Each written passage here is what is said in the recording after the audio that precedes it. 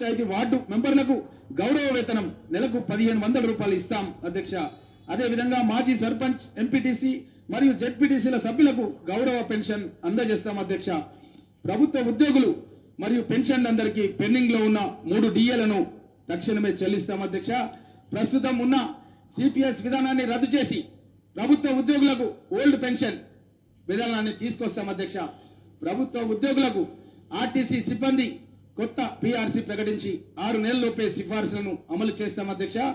RTC సిబ్బందికి 2 PRC బకాయిలను వెంటనే చెల్లిస్తాం అధ్యక్ష. ప్రతి ఆటో డ్రైవర్ కు సంవత్సరానికి 12,000 రూపాయలు ఆర్థిక సాయం చేస్తాం అధ్యక్ష. పెండింగ్ లో ఉన్న అన్ని ట్రాఫిక్ చలాన్లు 50% రాయితీతో వన్ టైం సెటిల్మెంట్ ద్వారా పరిష్కరిస్తాం అధ్యక్ష. బెల్ట్ షాపులను పూర్తిగా రద్దు చేస్తాం అధ్యక్ష.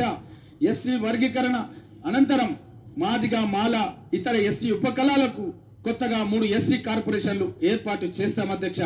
బీసీల కులగణన చేసి జనాభా ప్రతిపాదకగా రిజర్వేషన్లు కల్పిస్తాం అధ్యక్ష.